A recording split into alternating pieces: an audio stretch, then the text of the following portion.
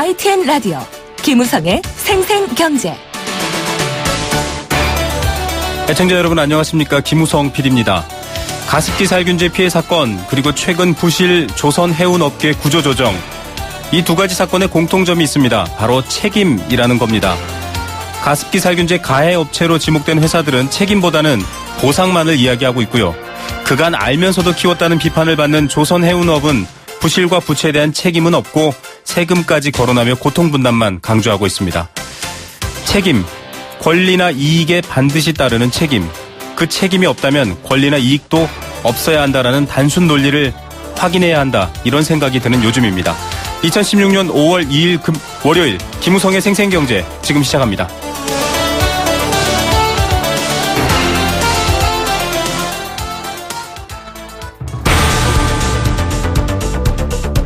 이 시각 주요 경제 뉴스 브리핑. 주요 경제 뉴스 내용 전해드립니다. 수출 감소, 두 자릿수로 계속 떨어지다가 조금 주춤하는가 싶었는데요. 최장기 하락 기록 또 갈아치울 전망입니다. 54년 만에 박근혜 대통령이 이란을 국빈 방문 중입니다. 어떤 열매를 맺어올지 주목됩니다. 어린이날 앞두고 어린이 용품에 비상이 걸렸습니다. 완구에서 나오지 말아야 할 성분이 검출됐습니다. 뉴스원 최명영 기자 연결해서 자세한 얘기 알아봅니다. 최 기자님 안녕하십니까? 네, 안녕하십니까. 수출액 16달 연속 감소, 최장 기록이네요. 매달 월 초에 여러 소식 전해드리는데 언제 반등할지 한번 지켜봐야 되겠습니다. 네. 16개월 연속 감소고요. 최장 기록을 다시 한번 경신했습니다. 산업통상자원부가 4월 수출입 동향 잠정치를 어제 발표를 했는데요. 4월 수출이 지난해 같은 기간보다 11.2% 감소한 410억 달러를 기록을 했습니다. 네. 수입은 14.9% 감소한 322억 달러. 이걸 빼면 88억 달러 무역 수지 흑자를 기록을 해서 네. 51개월 연속 흑자를 기록을 했는데 수입이 수출보다 더 많이 빠져서 나타나는 불황형 흑자겠네요. 네, 전형적인 불황형 흑자가 다시 한번 또 나타났습니다. 16개월 연속 수출 감소세가 최장 기록이라고 말씀을 드렸고요. 네. 3월 달이 8% 정도 감소를 해서 한 자릿수 감소로 나타나면서 조금 반등하는 거 아니냐 이런 기대가 있었는데 4월에 다시 두 자릿수 감소세를 보였습니다. 네. 좀 정책 당국에서는 요 숫자 속에서도 좀 희망적인 메시지를 찾으려고 뭐 몇 가지 얘기를 했는데요. 액수가 아닌 물량 기준으로 하면 조금 반등을 하긴 했다고 합니다. 네. 수출 물량 기준으로 하면 3월이 1.9% 감소였는데 4월 들어서 5.5% 증가 이런 것으로 나타났고요. 일평균 수출액을 따지면 18억 2천만 달러 5개월 만에 최고치다 이렇게 기록을 하고 있습니다. 네. 선박 최근에 조선업이 굉장히 어려운데요. 네. 선박의 수출이 그나마 좀 있었습니다. 해양 플랜트 2척을 포함해서 총 32척이 수출이 되면서 수출의 선박의 수출 비중도 꽤 나타났고요.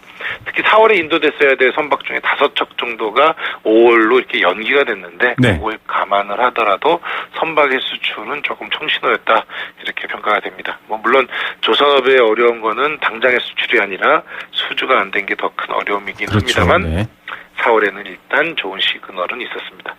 요게 이제 애써서 찾은 희망의 메시지이고요. 네네. 실제로는 좀 안 좋다라는 게 전반적인 얘기입니다. 네. 가장 우리나라 수출 의존도가 높은 지역이 중국인데요. 그렇죠. 중국으로의 수출이 여전히 좀 부진합니다. 지난달 중국 수출은 전년 동기 대비 18.4% 감소하는 것으로 나타나서 작년 7월부터 10개월 연속 마이너스 행진을 보였고요. 자동차, 반도체, 가전, 무선통신기기 이런 주력 품목의 중국 수출이 좀 감소한 게 굉장히 좀 우려스럽습니다. 네. 중국에 대한 우리나라 수출이 한 4분의 1 정도 차지를 하는데 중국 경기의 회복세가 더 중요한 것 같습니다. 예, 또 뭐 중국이 이 부품까지 다 자국 내 생산으로 노력을 하고 있으니 그 또한 대비를 해야 될 것 같고요. 네. 박근혜 대통령이 54년 만에 이란 국빈 방문. 저는 그간 몇 번 간 줄 알았더니 이게 54년 만이군요. 그렇습니다. 이 테헤란로가 서울에 있고요. 네. 테헤란에는 또 서울로가 있는 것처럼 이 국빈 방문 국교 정상화 이후에 굉장히 좀 밀접한 나라처럼 이렇게 있었는데 이 미국을 주도로 한 이 경제 생션 그 경제 제재 네. 이후에 좀 서로 이렇게 교류가 활발하지 않았고요. 이번에 이제 국빈으로 이란을 방문하시면서 경제사절단을 굉장히 좀 크게 꾸렸습니다. 네. 38개 대기업과 146개 중소중견기업, 50개 공공기관 및 단체, 또 2개 병원까지 참여를 했는데요. 네. 특히 이제 이란이 병원 시설이 좀 낙후돼 있어서 이런 쪽으로도 조금 수출에 주요할 것이다, 이런 전망도 나오고 있습니다. 이란이 뭐 여러 번 이제 언론에서 좀 보셨을 텐데 이 자원부국으로 아주 유명합니다. 원유 네. 매장량이 세계 4위, 가스 매장량은 세계 2위, 아연 매장량은 세계 1위. 뭐 인구는 8천만 명이고 생산 가능 인구가 전체의 70% 정도 되는 젊은 국가로 이렇게 손꼽히는데요. 네. 뭐 오랫동안의 경제 제재를 당하면서 이 경제가 좀 피폐했고 나라에 돈이 좀 없는 게 가장 큰 문제입니다. 이제 올해 이제 경제 제재가 해제가 되면서 한국에서 생산한 여러 주력 품목들이 이란으로 수출되는 게 조금 낙관적이다, 이런 전망을 얘기를 하고 있습니다. 네. 지금까지 수출했던 물품들이 철강이나 합성 수지, 자동차 부품, 가전 디스플레이 이런 것 등이 이란이 좀 부족한 것들인데요. 이란 로하니 정권이 6차 국가개발 계획을 2016년부터 2021년까지를 계획을 세워놨는데 이때 육성할 분야들이 한국의 주력 사업과 좀 맞물립니다. 네. 석유, 가스, 석유화학, 교통, 첨단 소재, 건설, 정보통신기술, 우주항공, 해양, 농업, 물산업 이런 10개 분야를 집중 육성하기로 했는데요. 이런 부분들이 다 우리나라 기업들이 경쟁력이 있는 부분이어서 좀 긍정적이다, 이렇게 분석이 됩니다. 무역협회에서는 인프라 건설이라든가 자원개발, 자동차 및 부품, 고급 소비재 이런 4가지 품목이 특히 유망하다, 이렇게 꼽고 있습니다. 이외에도 뭐 석유화학이라든가 말씀드린 것처럼 병원 건설 이런 것이 기회가 많을 것으로 예상이 되는데 네. 문제는 이 그동안 경제 제재 속에서 이란의 금융시장이 좀 붕괴됐다라는 점입니다. 네. 과거에는 이란이나 중동에 우리나라가 진출을 할 때 엔지니어링, 또 프로큐어먼트라고 해서 설계, 또 컨스트럭션, EPC라고 이걸 대부분 말을 했었는데 네. 이런 것만 준비해서 갔으면 이 나라에서, 정부에서 돈을 이렇게 착착 지급을 해왔는데 이란의 경우는 EPC 외에 F라는 것도 같이 가져오라고 이렇게 요구를 하고 있다고 합니다. 예. 금융인가요? F가 맞습니다. 파이낸스, 금융을 말합니다. 즉 유럽이나 뭐 미국 혹은 우리나라 은행에서 자금을 빌릴 방법까지 구해서 그 돈을 가지고 우리나라 이란에 와서 그 인프라를 건설해주면 뭐 앞으로 30년 동안 인프라에서 나오는 그 요금을 가지고 원금을 가져가라, 뭐 이런 식의 구조가 되기 때문에 이란 시장이 열린 것은 맞긴 맞지만 네. 이란을 통해서 한꺼번에 우리나라가 뭐 크게 이익을 얻는 것은 좀 오랜 시간이 걸릴 수 있다, 이런 걱정도 나오고 있습니다. 예, 이게 정말로 황무지에 만드는 느낌이고요. 또 사우디하고의 이 종파 갈등 때문에도 우리가 좀 잘 현명하게 대처해야 될 것 같다, 이런 느낌도 있습니다. 자, 어린이 전동 승용 완구에서 환경 호르몬이 검출됐다. 지금 뭐 옥시 문제 때문에도 시끌벅적한데 아직 정신 못 차린 분들이 계시네요. 그렇습니다. 이게 좀 용어는 조금 어려운데요. 프탈레이트계 가소제라는 이 환경 호르몬이 어린이 전동 승용 완구 12개 중 4곳에서 검출이 됐다고 합니다. 이 프탈레이트계 가소제는 이 플라스틱의 유연성이라든가 탄성을 주는 그런 화학 물질인데요. 네. 여기에 장기간 노출이 되면 간이나 신장 등에 좀 장애를 일으키고 생식 기능에 기형을 유발하는 그런 물질이라고 합니다. 네. 여기 어린이들이 뭐 맨살로 이런 것을 접촉하는 경우도 상당히 많을 텐데 이런 물질들이 검출되면 안 되는 건데 여러 제품에서 좀 검출이 됐습니다. 네. 이 프탈레이트계 가소제가 기준치가 0.1%인데요. 네. 이거보다 높게 검출된 제품이 주주토이스, 또 클레버, 하나토이즈, 햇살토이 이렇게 4가지 제품입니다. 네. 해당 제품에 대해서는 그 소비자원의 시정 공고 때문에 무상 수리 등 시정 조치가 진행되고 있으니까 혹시라도 집에 이런 제품이 있다 그러면 그 제조업체에 한번 문의를 해보시면 좋겠고요. 요 전동 완구의 기능도 좀 차이가 많았다고 하는데 네. 뭐 좋은 건 한 2시간까지도 달리는데 일부 제품은 40분밖에 못 달리고 있어서 그런 그 성능 차이도 좀 컸고요. 네. 일부 제품은 소음이 80에서 7dB 정도로 나타나는데요. 이 정도 소음이면 주변의 소음을 제대로 인지를 못하기 때문에 사고의 위험도 있으니까 이런 전동 승용 왕구를 어린이들한테 사주시는 부모님들은 각별히 좀 주의를 하셔야 예, 됩니다. 어린이 전동 승용 왕구인데 들어가지 말아야 할 물질과 이런 안전사항 안 지키면 돈 조금 남기려다가 아주 폐가망신할 수 있다는 것 좀 알았으면 좋겠습니다. 오늘은 여기까지 듣겠습니다. 고맙습니다. 네, 뉴스원 최명용 기자였습니다.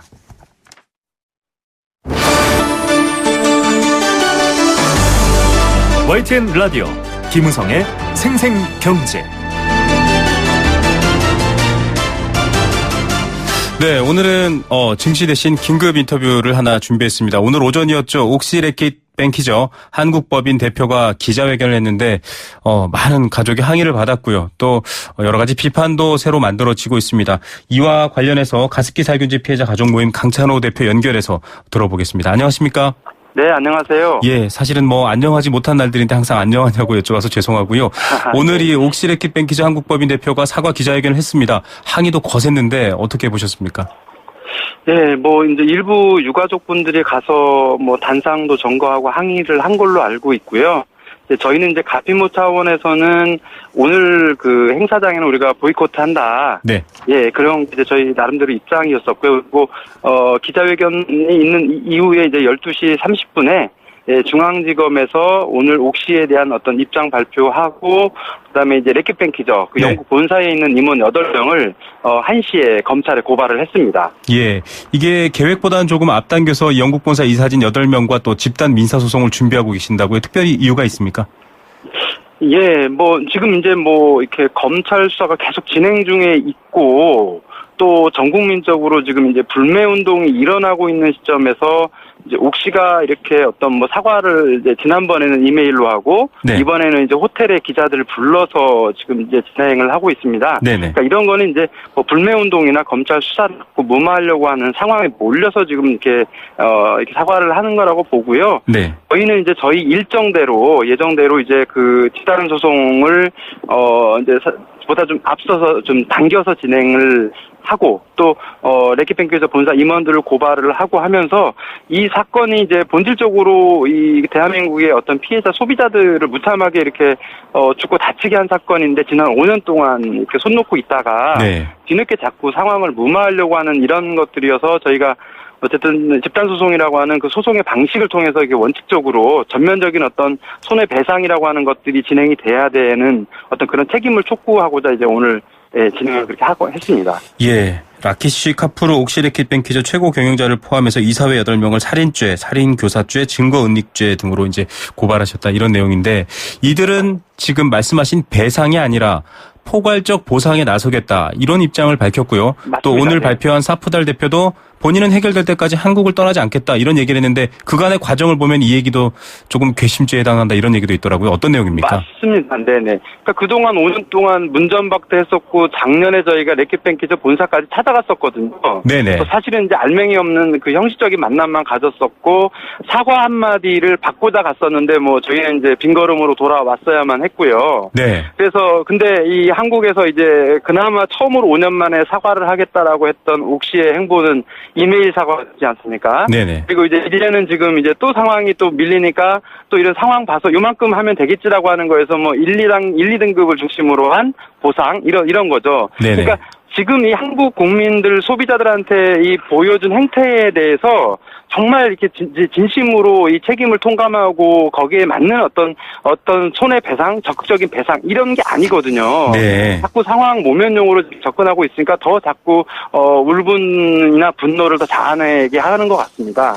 예. 지금 사실은 몇몇 대형마트에서 이 판촉 행사를 한 게 도마에 올라서 사회적 비판을 받기도 했고요. 불매에 대한 이런 움직임도 확산되는 분위기입니다. 사회적으로 지금 이 문제를 어떻게 좀 바라봐야 하면 좋겠다 이런 입장이십니까?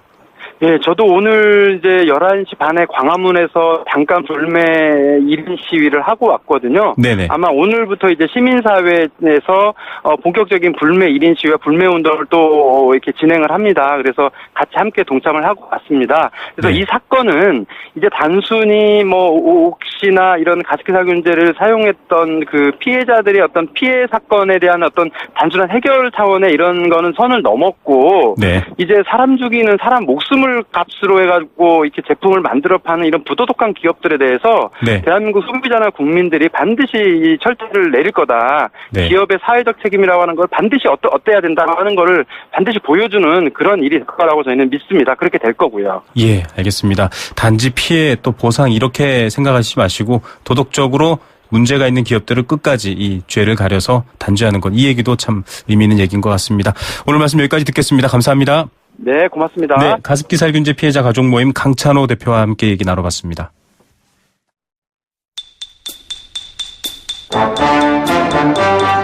경제 탐구 생활.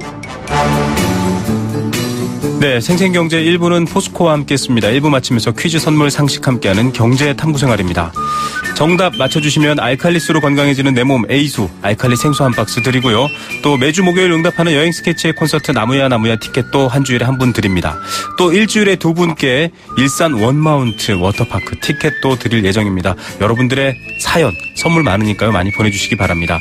답은 단문 50원, 장문 100원의 정보 이용료 부과되는 샵 0945번 문자로 하시면 됩니다. 오늘의 퀴즈입니다. 아주 쉽습니다. 앞서 인터뷰에 나왔던 내용인데요. 박근혜 대통령이 국교 수립 이후 54년 만에 처음으로 중동의 마지막 블루오션 이렇게 불리는 이곳을 국빈 방문 중입니다. 올 초 국제사회 경제 제재 해제되면서 새로운 투자처로 관심을 받고 있는 곳이기도 하죠. 하지만 산업시설 또 여러 가지 주변 인프라가 부족해서 조금 걱정인 면도 있습니다. 아라비아 반도와 인도 대륙 사이에 있는 나라로 예전에는 페르시아라고 불리기도 했습니다. 자, 이곳 두 글자입니다. 나라 이름인데요. 정답 보내주십시오.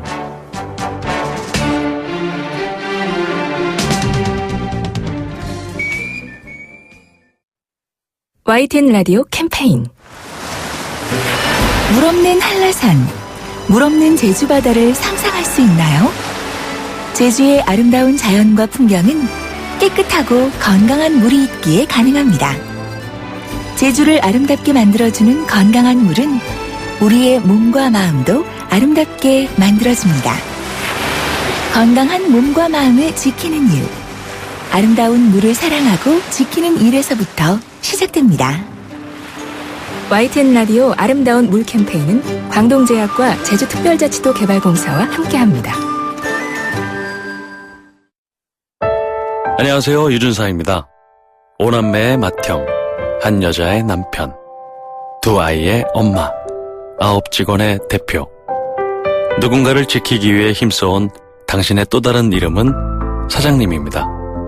그런 당신을 이제 노란우산 공제가 지켜드리겠습니다. 연 300만원 소득공제는 물론 압류 금지로 보호받고 연 복리 이자에 상해보험 무료 가입까지 노란우산 공제와 함께하면 사업을 시작할 때도 사업이 끝난 후에도 든든합니다. 사장님의 희망자산 노란우산 공제.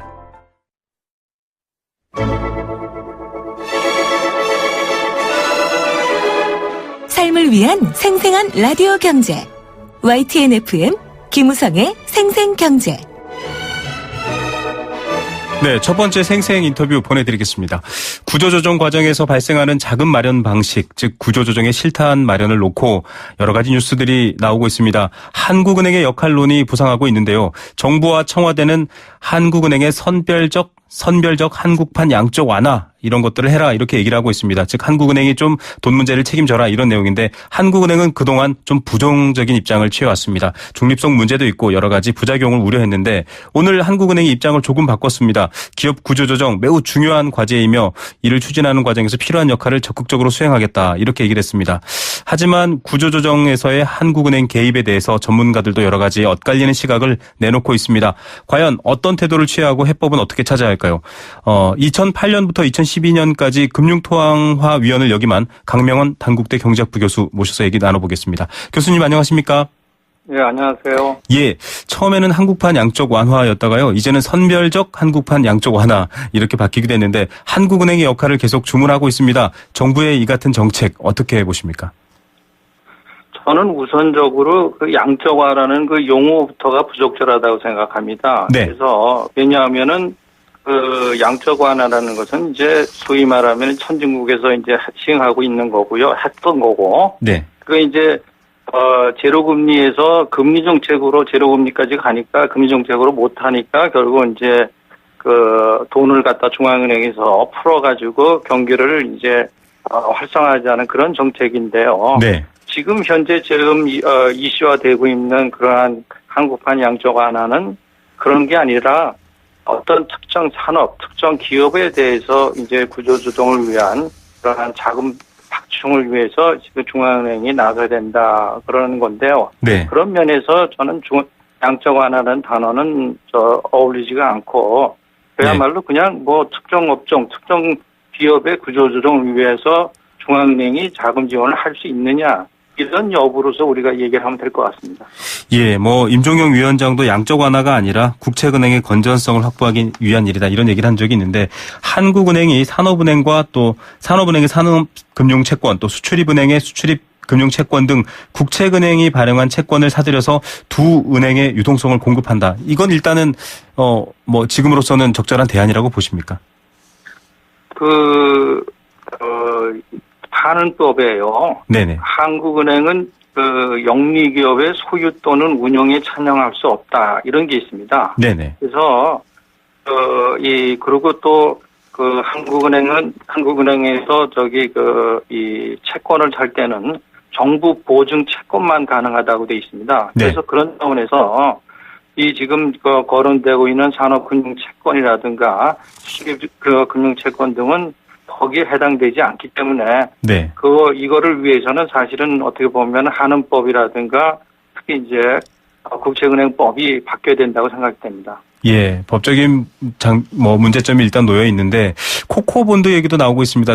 조건부 자본증권을 얘기하는데 이 산은의 자본을 확충하기 위해서 좀 도움을 준다. 이런 건 어떻게 보십니까?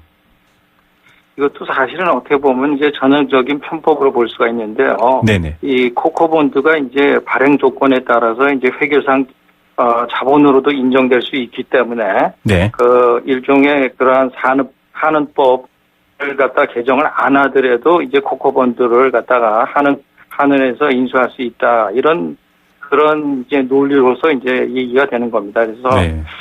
일종의 이제 편법으로 볼 수가 있겠죠. 네. 한국은행 관계자조차도 양적 완화가 아니라 구제금융 아닌가 이런 비판을 한다고 하는데요. 이렇게 우려되는 점이 많고 현행 법사항에도 걸려 있는 면이 많은데도 불구하고 좀 한국은행 이주열 총재조차도 지금 조금 발언을 선회했습니다. 한국은행의 역할을 이렇게 요구하는 부분들 배경을 어떻게 보십니까?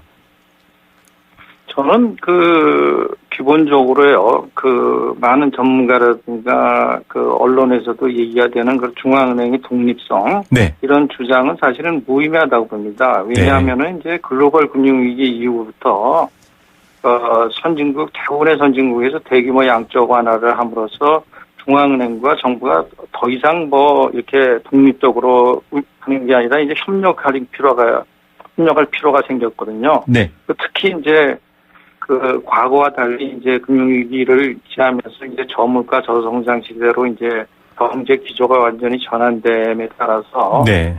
이제 과거처럼 이제 인플레 파이터로서의 중앙은행의 물가 안정만 이렇게 하는 중앙은행의 목표가 아니라 이제는 고용이라든가 성장 전반적인 경기에 대해서 책임을 지어야 되는 그러한 중앙은행의 역할이 좀 달라졌다고 봅니다. 예. 그런 차원에서 이제 이주열 총재께서도 그러한 이 책임감도 느끼시고 물론 이제 이 중앙은행의 그러한 고유의 역할 저는 그걸 이제 재정 정책은 이제 구체적이고 특정적으로만 이제 영향을 미치는 반면에 통화 정책은 이제 무차별 보편적으로 행해야 한다는 것이 이제 원칙인데. 그렇죠. 그런 원칙에도 불구하고, 조금 전에 제가 언급한 그러한 정부하고의 협력이 이제 필요하기 때문에.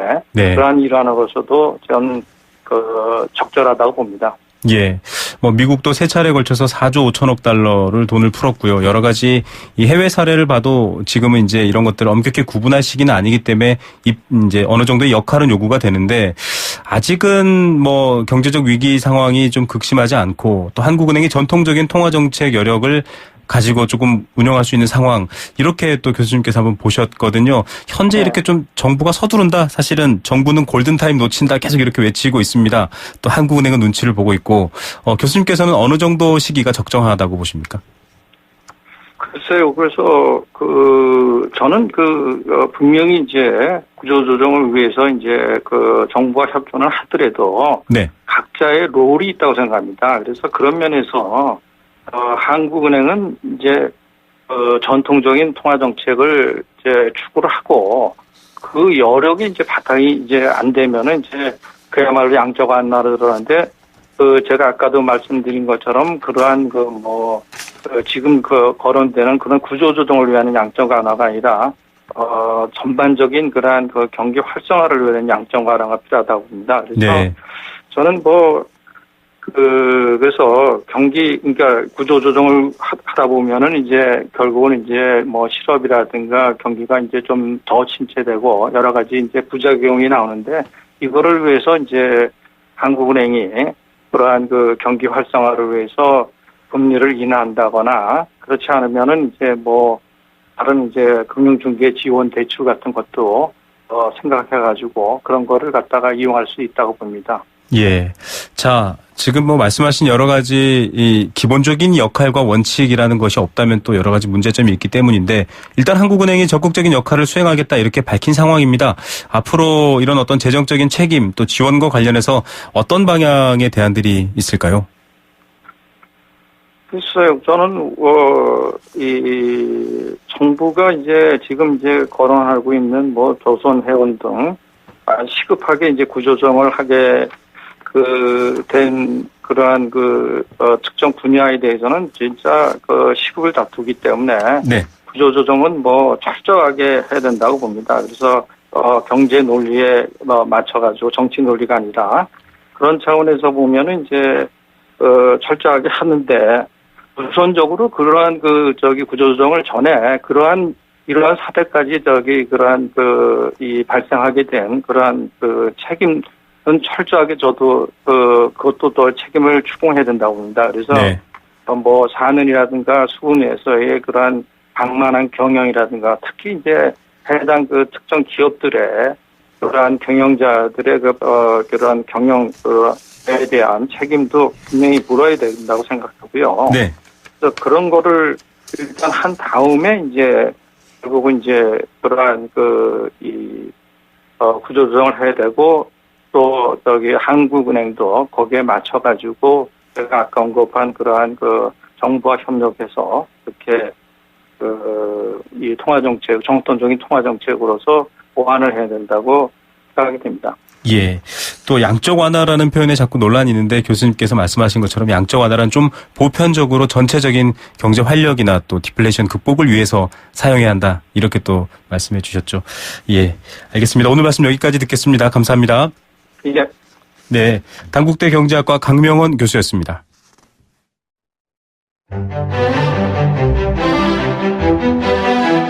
경제를 읽고 듣고 나누는 시간. YTN 라디오 김우성의 생생경제. 네, 금통위원을 역임한 강명원 교수 방금 전 인터뷰에서 이렇게 얘기했습니다. 지원하고 양적 완화 다 좋지만 이 경영 실책에 대한 책임과 분석을 명확하게 하지 않으면 의미 없다 이런 얘기를 했는데요. 그와 관련된 인터뷰 준비하겠습니다. 국어사전에서는 경영을 기업이나 사업 따위를 관리하고 운영함, 또 기초를 닦고 계획을 세워 어떤 일을 해나감 이렇게 정의하고 있습니다. 당연한 말 같지만 이렇게 경영이라는 부분들이 중요하다는 소리인데요. 앞서 조선해운 말씀드린 것처럼 경영과 관련된 비판도 일고 있습니다. 비전문가가 경영하면서 문제가 더 커졌다 이런 얘기들도 나오고 있는데요. 전문가와 함께 이 내용 짚어보겠습니다. 카이스트 경영대학 김보원 교수 연결합니다. 김 교수님 안녕하십니까? 예, 안녕하세요. 예, 앞서 인터뷰랑 연결도 되지만 이 30조 가까이 빚을 진 현대상선, 한진해운, 대우조선해양 등 지금 상황이 굉장히 어려운데요.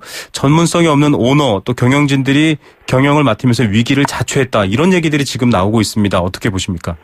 예, 오늘날 우리 기업들이 직면하고 있는 문제의 많은 원인 중에 지금 지적하신 그런 부분들이 분명히 큰 부분을 차지하고 있다고 보고요. 네.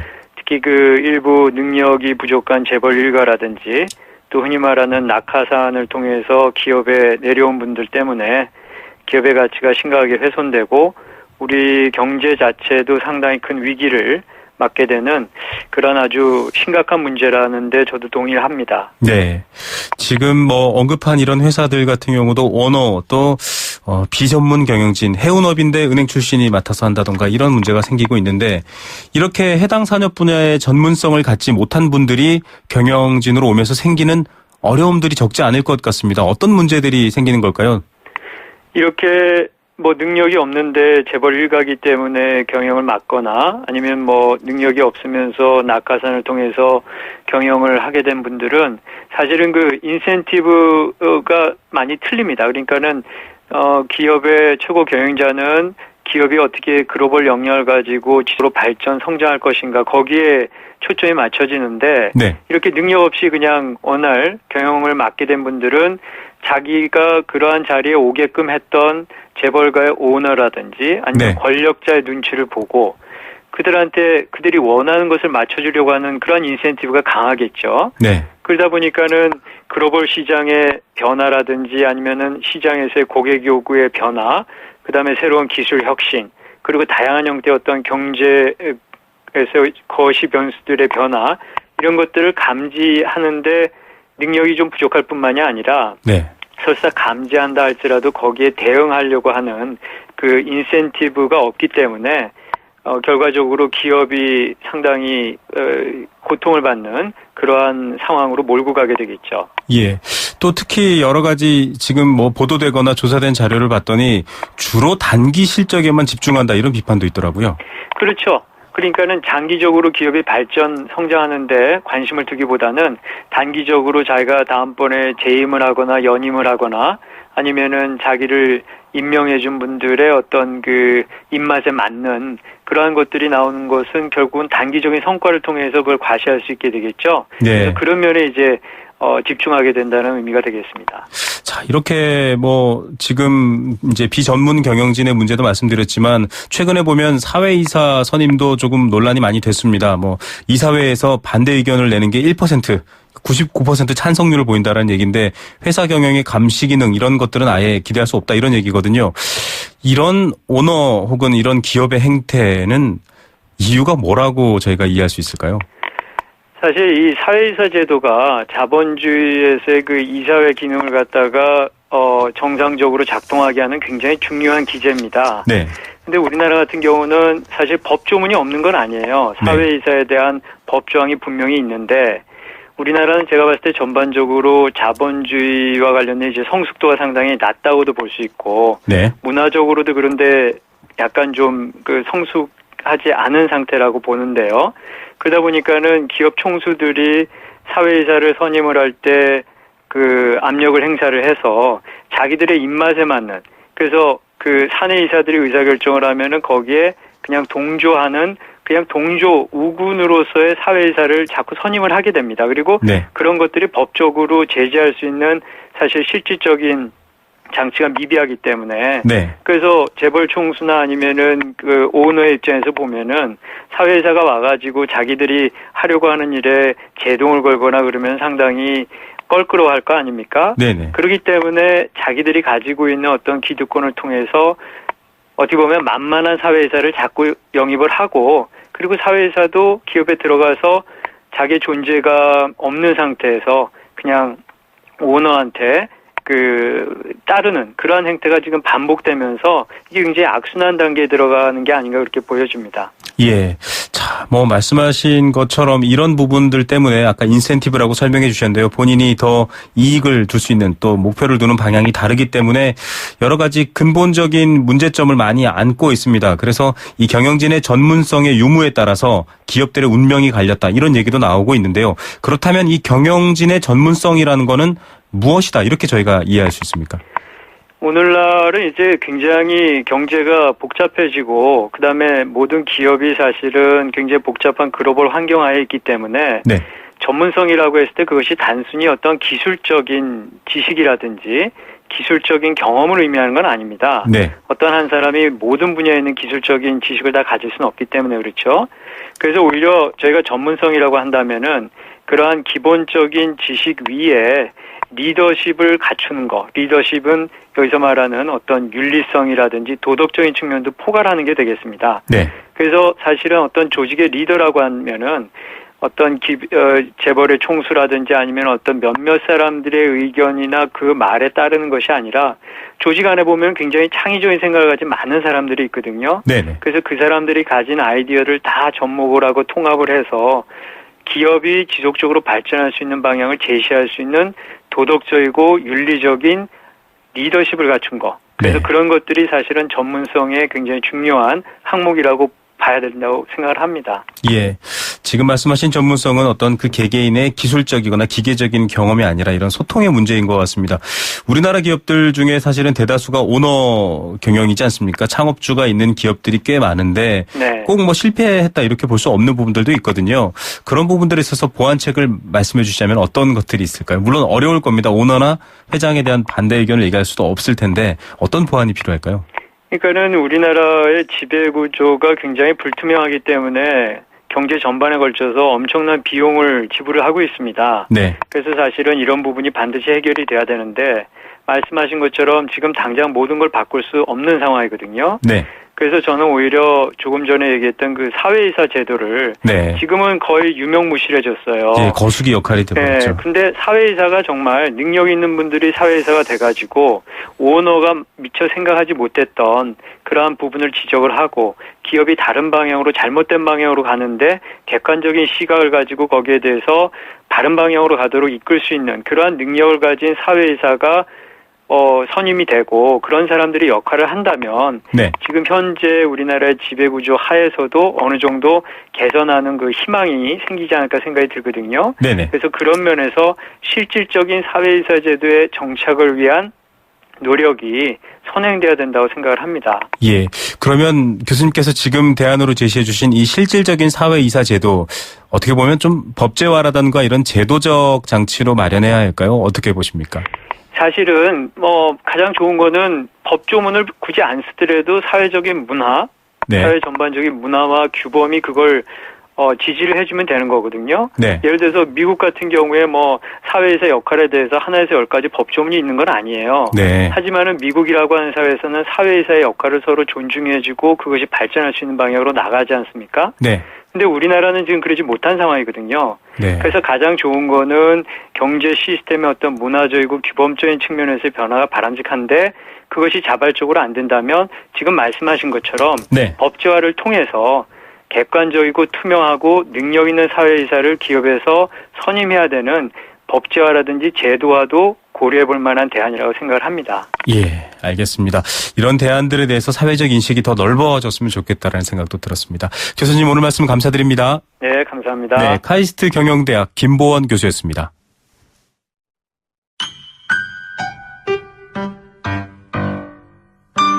행복한 살림살이 생생 장바구니. 예, 복잡하고 다단한 세상 뉴스 또 경제 소식들 흐르지만 가장 중요한 건 또 건강하게 먹고 또 건강하게 생활하는 것 아닐까요? 이런 생활의 지혜를 주는 시간입니다. 월요일 매주 만나고 있죠. 생생 장바구니 준비했습니다. 오늘도 한국농수산식품유통공사 김시아 대리 연결하겠습니다. 안녕하십니까? 네, 안녕하세요. 김시아입니다. 예, 이번 주는 김시아 대리도 3일만 출근하시나요? 네, 그렇습니다. 네, 임시공휴일 지정되어 있기도 하고 연휴가 길어서 나들이 네네. 가는 분도 많을 것 같아요. 물가는 그렇죠. 어떻습니까? 네, 이번 5월이 또 가정의 달이기도 하고 또 이번 주는 정말 연휴가 기대될 것 같은데요. 네. 이 물가 소식 전해드리는 거 꼼꼼하게 챙기셔서 알뜰한 나들이 보내시면 좋겠습니다. 네. 네, 이번 주 물가 전망은요. 먼저 건오징어, 시금치의 가격은 상승세이고요. 양파, 배추, 계란의 경우에는 좀 하락세입니다. 네, 건오징어는 강원도 강릉과 경북 포항 지방에서 주로 공급이 되고 있는데요. 네. 연휴를 맞아서 간식용 수요가 증가해서 가격은 좀 오름세를 보이고 있습니다. 예. 네, 또 시금치는 5월 어린이날 등의 연휴를 맞아서 야외 나들이에 따른 김밥용 부대로 수요가 증가되어서 가격이 오름세를 보이고 있습니다. 아, 이 연휴와 나들이가 많을 때는 이런 부재료들이 또 가격이 올라가는군요. 예. 네, 그렇습니다. 모르는 사실 알게 됐습니다. 아니, 그런데 이렇게 놀러는 가야 되는데 가격이 올란다고 안 살 수는 없고요. 그렇죠. 좀 상대적으로 내려가는 것들은 없나요? 네, 이제 가격이 내려가는 거는 양파, 배추, 계란인데 네. 양파의 경우에는 이번 연도에 나온 햇양파가 남부지방을 중심으로 본격적으로 출하가 됐습니다. 그래서 공급량이 늘어서 가격은 내림세를 보이고 있고요. 네. 배추는 봄배추 출하 지역이 나주 등의 남부지방에서 예산 등의 중부지방까지 확대가 되면서 공급 물량 증가로 가격이 내림세를 보이고 있고 또 계란의 경우에는 산란계 사용 마리수가 전년보다 2.2% 정도 증가했어요. 네. 그래서 공급 물량이 많은 상황입니다. 따라서 가격이 약간 내림세를 보이고 있습니다. 예, 이번 주 알뜰한 소비는 양파, 배추, 계란 주목하시면 될 것 같습니다. 네. 자, 대형마트에서도 나들이철 맞아서 뭐 이런저런 행사 또 프로모션 많을 것 같은데 각 마트별로 좀 알려주시죠. 네, 이제 대형마트에서도 할인 품목 리스트가 이번 주에는 좀 꽉꽉 차도록 여러 가지 품목이 할인 행사 중인데요. 네, 그래서 부류별로 행사 소식을 좀 소개해드려야 할 것 같아요. 예, 부류별로 행사 소식을 소개해 주신다고요. 네, 그렇습니다. 이제 오늘 소개해드리는 할인 행사는 5월 4일까지 진행이 됩니다. 네. 먼저 농산물 할인 행사인데요. 네. 이마트에서는 수박 6kg짜리를 15,900원에 또 참외 1.5kg가 8,900원 정도에 저렴하게 판매 중이고요. 또 새로 나온 햇감자가 100g에 380원, 햇당근은 2개에 1,580원에 할인 중입니다. 네. 또 롯데마트에서는 참외가 1.5kg에 7,980원, 오렌지는 8개에 6,900원, 또 망고는 1개에 3,000원 정도로 저렴하게 행사 중이고요. 네. 요즘 많이 나오고 있는 체리도 450g에 9,900원 정도의 할인 중입니다. 네. 예, 또 홈플러스에서는 토마토가 3kg에 9,990원으로 저렴하고요. 역시 여기서도 체리가 400g에 9,000원, 또 골드 키위가 8개에서 10개들이에 8,990원으로 행사 중입니다. 예, 아마 방송 들으시면서 이번 나들이 갈 때는 뭐 좀 챙겨가지 아마 지금 생각하실 텐데요. 네. 마트별로 알려드리고 있습니다. 자, 축산물 코너로 넘어가 볼게요. 연휴 때 또 저녁에 가족들끼리 고기 먹을 수도 있으니까요. 그렇죠. 이제 이마트에서는 한우 등심이 100g에 5,900원, 그리고 척 아이롤이 100g에 1,480원, 또 훈제오리가 있습니다. 훈제오리가 600g에 7,880원에 행사 중이고요. 또 롯데마트에서는 삼겹살이 100g에 1,190원으로 저렴하고 친환경 계란도 10개에 1,500원으로 굉장히 저렴합니다. 네. 또 홈플러스에서는 한우 전 품목에 30% 할인이 들어갔으니까요. 이용해 보시면 좋을 것 같고 또 볶음용 닭도 2팩에 8,490원에 행사 중입니다. 예. 자, 축산물은 가격이 조금 이렇게 싼 부분들이 있으니까 확인하셔서 여러분들 구매하시면 좋을 것 같고 수산물로 넘어가 볼게요. 아이들 간식으로도 좋지만 또 애주가들이 좋아하시죠, 수산물. 그렇죠. 네. 이제 수산물도 이마트에서는 갈치 3마리에 9,990원에 굉장히 저렴하게 판매 중이고 네. 또 코다리와 자숙 랍스터를 할인 품목으로 내놨습니다. 예, 또 롯데마트에서는 고등어, 광어회, 국산 쭈꾸미를 저렴하게 행사 중이고요. 홈플러스에서는 굴비와 바지락을 할인 품목으로 내놨으니까 오늘 소개해드린 품목들 체크하셔서 알뜰하게 좀 장 보시면 좋겠습니다. 예. 뭐 언뜻 들어보니까 이렇게 그간 해야 될 할인을 다 지금 몰아서 하는 느낌도 드는데요. 그렇죠. 예, 이 5월의 달 나들이의 계절 가정의 달이 정말 온 것 같습니다. 예, 그렇습니다. 또 게다가요. 네. 오늘이 5월 2일이잖아요. 네, 5월 2일 월요일입니다. 그렇습니다. 오늘이 무슨 데이라고 하는데 혹시 들어보셨나요? 제가 뭐 발렌타인데이, 화이트데이, 짜장면 그렇죠. 데이까지는 들어봤는데요. 5월 2일이 무슨 데이일까요? 네, 저희한테 익숙한 데이들은 많은데 네. 오늘은 오리데이라고 합니다. 오리데이요. 예, 그렇습니다. 오이데이도 아니고 오리데이입니까? 예, 5월 2일이라서. 예, 이런 날까지 있군요. 네. 그래서 이번 오리데이를 맞이해서 저희 AT 한국농수산식품유통공사에서는 네. 이제 우수한 품질의 무항생제 오리와 오골계, 맛닭, 그리고 친환경 쌈채소 등을 예약 주문 받고 있습니다. 아, 직접 거기에서 주문할 수 있군요. 네, 그렇습니다. 이제 미리 예약하시면 저렴하게 구매하실 수 있고요.